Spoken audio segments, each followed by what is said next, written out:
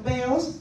En México, este tipo de grupo vulnerable por su condición, por la edad y por lo que representa en la sociedad, ha sido discriminado, ha sido vulnerado en ciertos derechos como el acceso a la salud, el acceso a la alimentación, el acceso a la vivienda digna. Y en este capítulo del libro nosotros establecemos cuáles son esos efectos que tiene la inseguridad alimentaria en estas personas adultas mayores. Se han dado muchos casos y la preocupación de este fenómeno como es Silver Economy es cómo va a desarrollarse estas personas a lo largo de su vida o cómo va a concluir su vida durante todo ese tiempo, ¿no? Hoy en día no tenemos a adultos mayores con una estabilidad en la cual ellos se sientan protegidos y garantizados, y no solamente a nivel económico, político, sino también social. Y una de las variantes que podemos ver aquí es el daño que ellos sufren también en su núcleo familiar, que ese es otro factor que se observa y se identifica en este grupo, como es las personas adultas mayores o las personas de cabeza blanca, ¿no? De canas plateadas. Ellos, al ver una situación como la de la discriminación, las lesiones, la violencia en su hogar, también los pone en una posición de preocupación para nosotros como profesores investigadores. Este tipo de trabajo, ¿qué nos aporta o qué nos conlleva a poder hacer propuestas, al poder alzar la voz de una forma o de una otra manera para que nos dirijamos y nos preocupemos no solo a través de libros, sino también a través de la realidad social?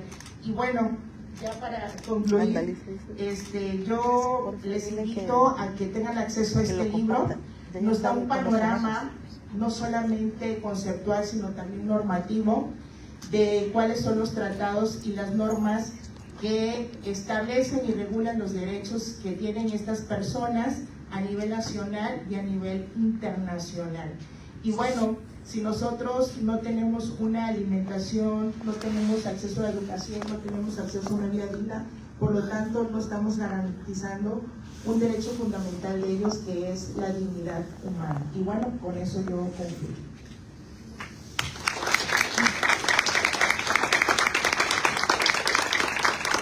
Muchas gracias, doctora Cecia, por ajustarse al tiempo y por las reflexiones respecto, digo, para entender un poquito más del libro. Es de acceso abierto, por cierto, está en la página del colex.com, lo pueden buscar, hay una colección grande, y bueno, para profundizar más pueden entrarle ahí al tema si gustan.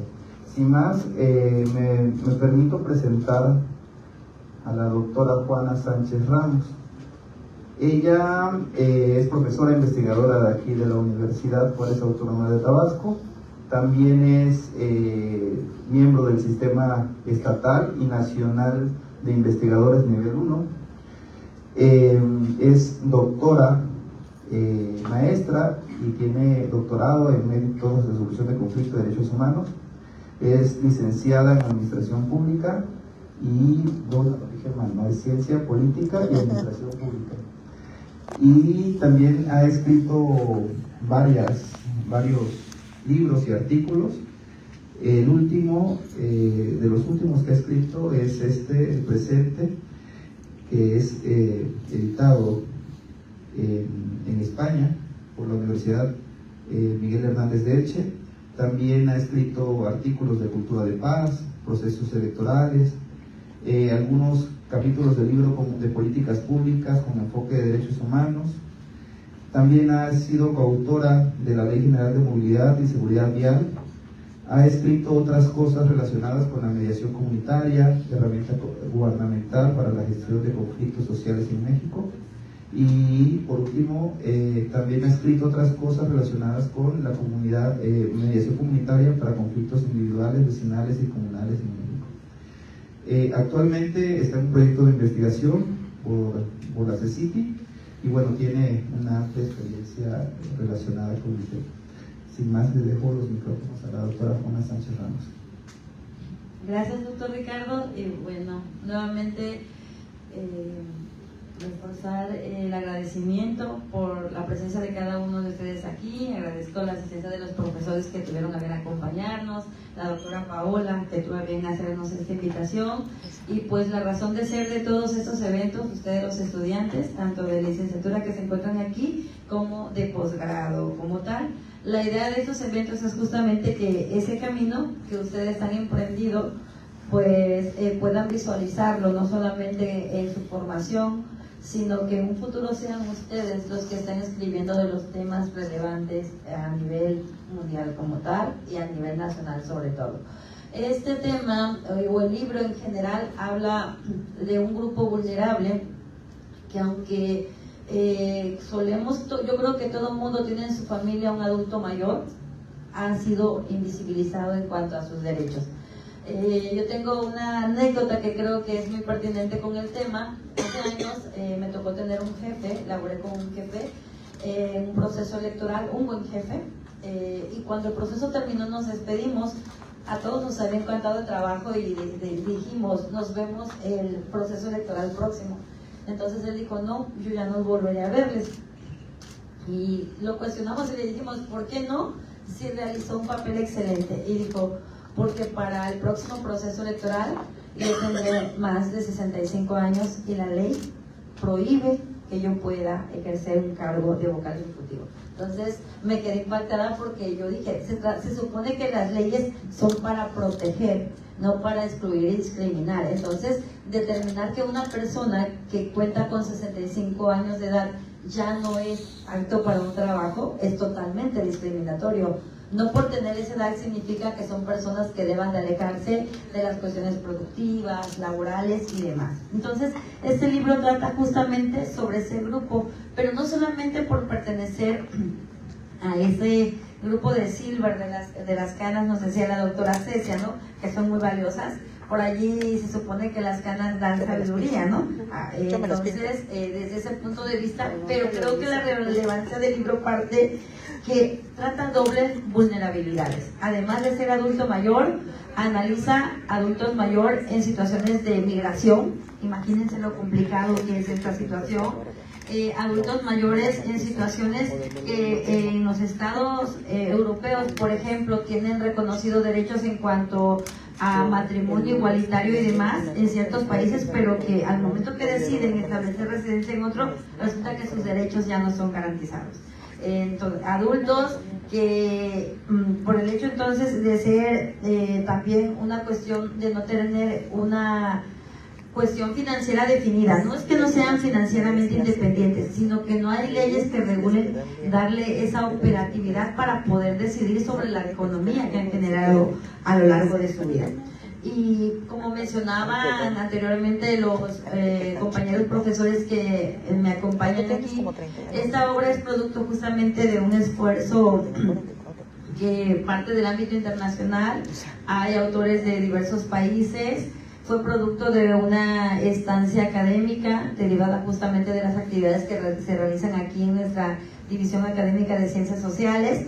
Muchas veces se piensa que las estancias son tours turísticos, pero no, se llega a trabajar. Créeme que lo que menos tiene es uno tiempo para justamente andar en cuestiones turísticas. Muchos de los que están aquí, yo sé que vivirán la experiencia y sabrán en unos años de lo que yo les hablo. Bueno, entonces, partiendo de puntualizaciones para acoplarnos al tiempo reglamentario, podemos ver una situación que no se menciona tanto, pero son personas de la tercera edad en cuestiones de tránsito, ya sea en cuestión de refugiados o de asilados, en dado caso si su movilidad se debió a cuestiones políticas o de cuestión de migración. Y si para una persona en una edad joven es complicado abandonar su país, estar en traslado, imagínense para una persona de la tercera edad.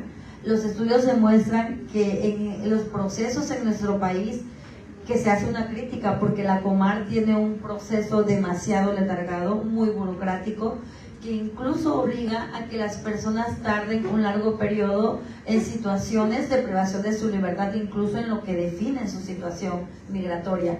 En ese periodo los adultos mayores sufren, además de las cuestiones físicas, un daño psicológico muy profundo, porque pues son un grupo que no cualquiera los vuelve parte, pues justamente no los reactiva. Se cree que por tener una edad ya avanzada no son útiles en algunas cuestiones. Entonces, en ese sentido, este capítulo que se llama Refugio en Personas de la Tercera Edad en México, que su servidor es la autora, se analiza la necesidad de generar políticas públicas para dar un trato de acuerdo a los requerimientos especiales de este grupo como tal. Algunas de las cuestiones que limitan este tema pues son las barreras de acceso a la solicitud, procesos muy letargados, largas esperas, restricciones en la movilidad, no se les permite tener un tránsito libre por nuestro país, y en muchos casos el desistimiento y abandono, es decir, las personas se sienten tan olvidadas que prácticamente su proceso queda allí y ellos quedan como en un limbo, no son ni de aquí ni son de allá. Hay una frase muy bonita que dice ciudadanos del mundo, pero lo cierto es que en la realidad de eso todavía no logramos concretar la idea de ser ciudadanos del mundo. Otro capítulo que integra la segunda parte de la cual me toca a mí hablar de manera breve, como decía el doctor Ricardo, la obra es de acceso libre. Yo les recomendaría que la descarguen, realmente está muy interesante. Y es una obra del profesor Julio Alberto Domínguez Vázquez que nos hace referencia al derecho humano a la educación en los adultos mayores. Se habla de que la educación es prioritaria, la educación inicial, la educación básica, pero creo que pocas veces nos cuestionamos la importancia que puede jugar el derecho a la educación en los adultos mayores. Puede ser un instrumento para proteger sus derechos. A través de la educación pueden conocer cuáles son los derechos, de qué no pueden ser privados, cuántas personas, los que litigan sobre todo conocen de personas que toda su vida trabajaron, laboraron, pero que llegado el momento son sus hijos o sus familiares inmediatos los que deciden qué hacer con sus propiedades y con sus recursos económicos. No se les decide cómo ellos finalmente puedan invertir o gastar esto que a final de cuentas es producto suyo. ¿Cuántas familias no vemos más preocupadas por el hecho de conservar la cuestión económica o financiera que haya podido en este caso poder conseguir el adulto mayor en turno, que por garantizarle una salud de calidad, que por garantizarle un entorno familiar pues justamente con dignidad? Entonces el doctor Julio Alberto Domínguez nos hace esa cuestión, nos habla de la necesidad que el adulto mayor debe de ser un camino o tener un camino a través de la educación de un envejecimiento digno, activo y sobre todo con plena autonomía. Yo creo que algo que valoramos los seres humanos en todas nuestras etapas es la autonomía. Entonces cuando somos adultos mayores pues mucho más. ¿Por qué nos deben interesar estos temas? Porque antes se decía que la población mundial era mayoritariamente joven. Hoy en día nuestra población mundial ha envejecido. Y hoy estamos quizás en una edad productiva, algunos más jóvenes, pero en unos años justamente estaremos enfrentando situaciones de este tipo. Otro tema de relevancia también es el hecho de visualizar las cuestiones de los derechos.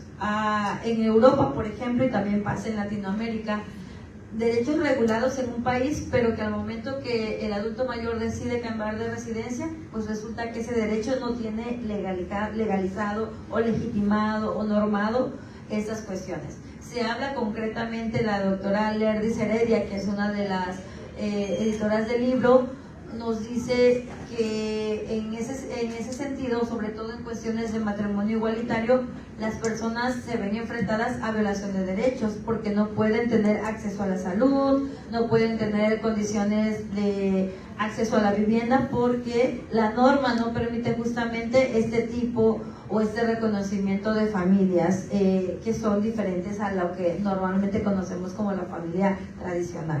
Entonces allí también nos hace una invitación para que estos temas sean visibles en la legislación. tenemos también lo importante que es la participación ciudadana de la población senior, como también se le conoce a los adultos mayores. Andrés Pérez Martín nos dice que solemos comúnmente asumir a los adultos mayores como consumidores. Ya no puede ser más productivo, lo único que puede ser es consumir. Entonces las políticas se centran en esta comercialización.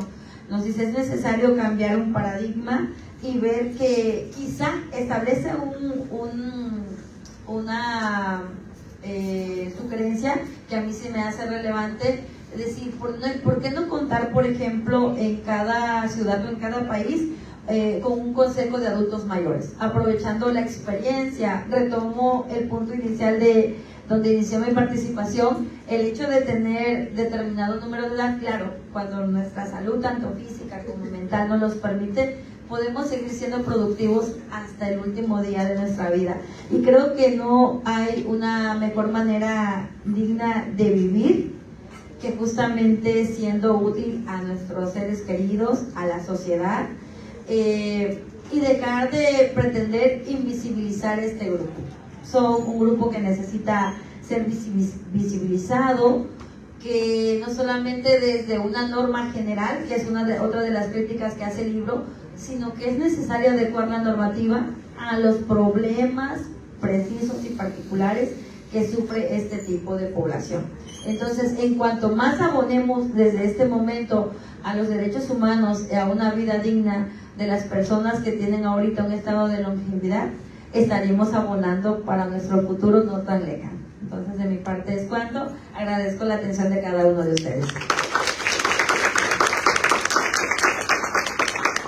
Muchas gracias, doctora Juana Sánchez, por sus reflexiones respecto de este grupo vulnerable y pues por todas las categorías, ¿no?, de análisis que nos deja referente al derecho internacional público, el privado, el acceso a la justicia de este grupo vulnerable, la protección jurídica, ¿no?, y sobre todo la movilidad transfronteriza que bien nos apuntaba. Y pues, sin más, no sé si nos da tiempo para unas preguntas, reflexiones que quieran hacer. Sí, adelante, gracias.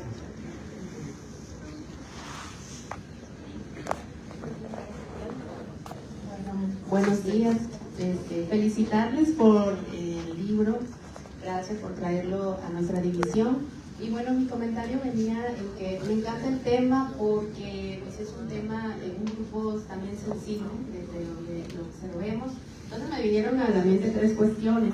La primera es que hace rato vi una publicación en redes que no pude encontrar la fuente en este momento, donde refería que en Japón adultos mayores estaban cometiendo ilícitos para ir a la cárcel, para a la vez tener compañía, techo, alimento y resolver como que esa parte. De eso siento que iba como que con el tema.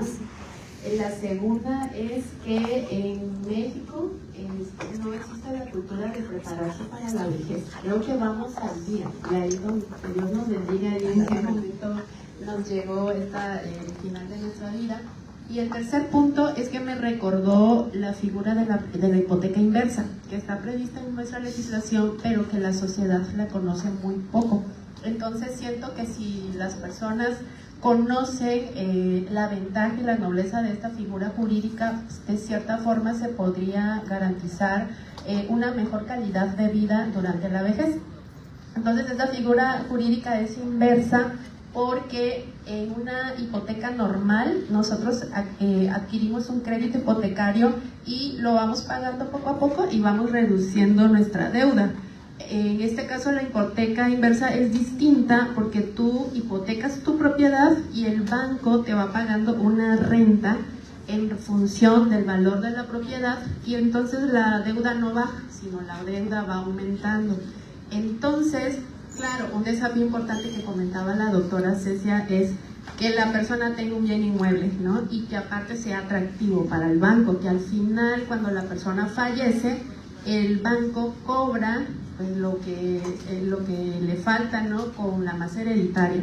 pero creo que también es una figura jurídica que si las personas conocieran y reservaran ese bien, podrían por lo menos garantizar derechos básicos, ¿no? Y no veríamos cómo muchos adultos mayores están abandonados, están en la calle, o el caso de Jalapa, que había un señor que estaba en su propiedad tirado y que hasta tenía hormiga, ¿no? Y entonces todo el mundo viéndolos, pero pues luego por allá aparecieron sus hijos, ¿no? Entonces, gracias y felicidades por su obra. Muchas gracias, maestro Cristel, por sus reflexiones. ¿Alguien tiene alguna otra pregunta, reflexión?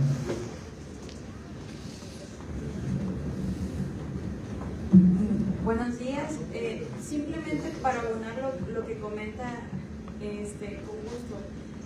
Tenemos políticas públicas que dan apoyo a las personas adultas mayores, pero si vemos el contexto de México, desde 1980, 1990 con la crisis y todas las cuestiones políticas que han estado sucediendo, no, en el margen de las personas con pobreza extrema o pobreza, no pueden hacerse de esa cultura de el ahorro o la prevención. Muchos ni siquiera tienen casa o renta, o básicamente toda su vida la viven en una vecindad. Obviamente hay que analizar el libro de lo que el enfoque de cada capítulo, cuáles son las propuestas, pero para México en una situación así, tal cual está, es un problema que se generó y sigue persistiendo, aunque se intente o se deriven las políticas públicas. Es a partir de ahora es atender lo que está pasando y prevenir lo que pueda venir en el futuro. La verdad me llamó mucho la atención porque habla de esa soberanía hacia las personas adultas mayores que son abandonadas, o en su caso ni siquiera ellos pueden o cuentan con familiares para sostener. Afortunadamente la base piramidal de la sociedad mexicana pues está engrosada, pero lugares como Japón ya está al revés. Entonces ellos sí tienen esa cuestión, pero nosotros no. Hay que ver en la comparación con lo que se haga, cuál es la posibilidad para México. Sí, pues afortunadamente se puede todavía rescatar esa parte. Pero pues básicamente es un comentario. Les agradezco, muy interesante el tema. Quisiera abonar, ¿no? Acabas de decir algo muy importante, la precariedad de los derechos humanos. Hoy en día, todo nuestro sistema, tanto político,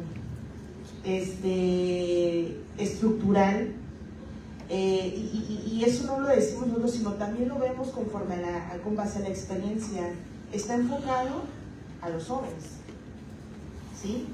A las personas jóvenes, y estamos haciendo a un lado a las personas adultas mayores que con el tiempo se fueron deteriorando y que, como bien decía aquí la maestra, no hay una garantía a su futuro, ¿no?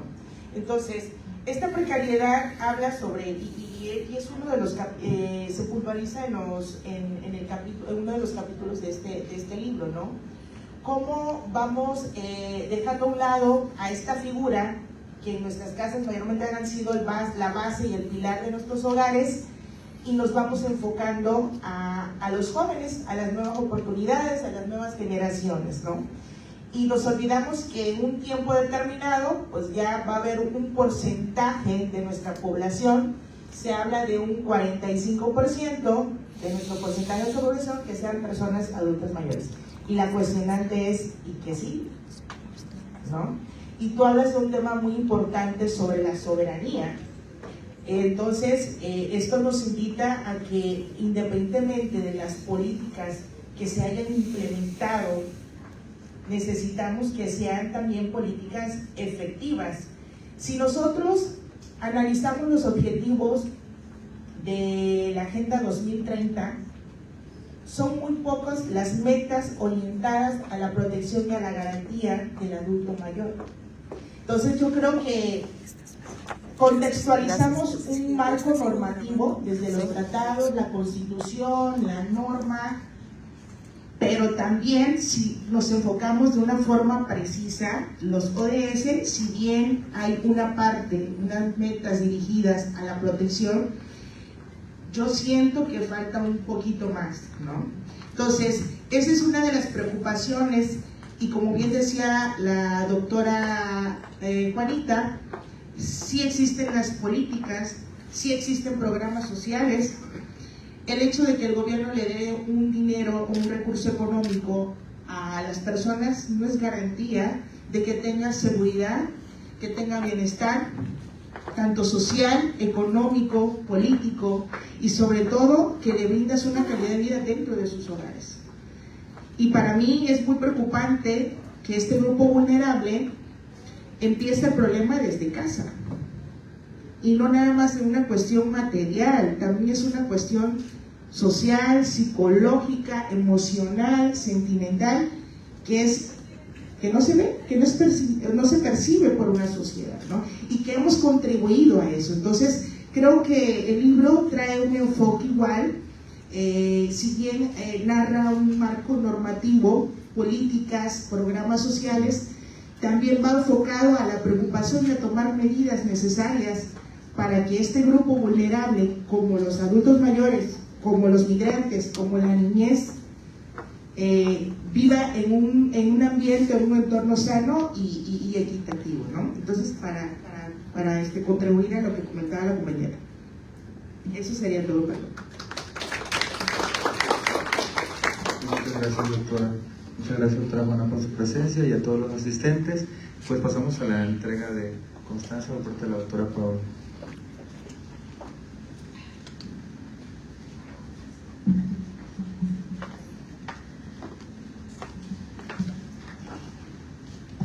Buen día a todos los que se quedaron hasta el final. Les agradecemos su atención en estas bellas intervenciones de los doctores. Creo que han sido de gran contribución para nuestros estudios actuales. Agradecemos la organización de este evento y sus exposiciones al respecto del contenido de la obra. Me permito dar lectura a la constancia que acredita la realización de este evento, y en el marco de la Feria Internacional del Libro 2026, que se lleva a cabo del 9 al 14 de marzo del presente año 2026, se otorga la presente constancia a la doctora Juana Sánchez Ramos como ponente en la presentación del libro Silver Economy y su impacto en el derecho desde una perspectiva transfronteriza, en el marco de las actividades de la Feria Internacional del Libro llevado a cabo en esta aula magna. Licenciado Francisco J. Santamaría, de la División Académica de Ciencias Sociales y Humanidades, realizado el día 11 de marzo del 2026, con el objetivo de generar conocimiento que propicie resultados de investigación y fortalezca la colaboración académica. Suscrito por el director de esta división académica, el maestro en Derecho, Ulises Chávez Vélez. Muchas gracias, doctora.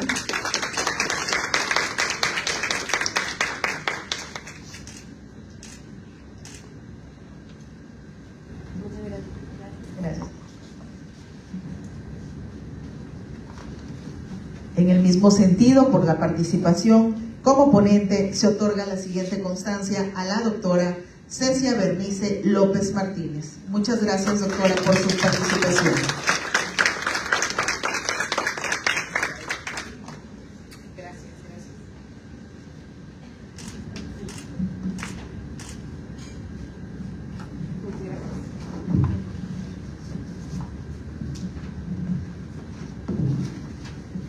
Por último, y en el mismo sentido, se otorga la presente constancia como moderador de la presentación del libro al coautor también, doctor Ricardo Antonio Martínez Pérez. Muchas gracias por su participación, doctor.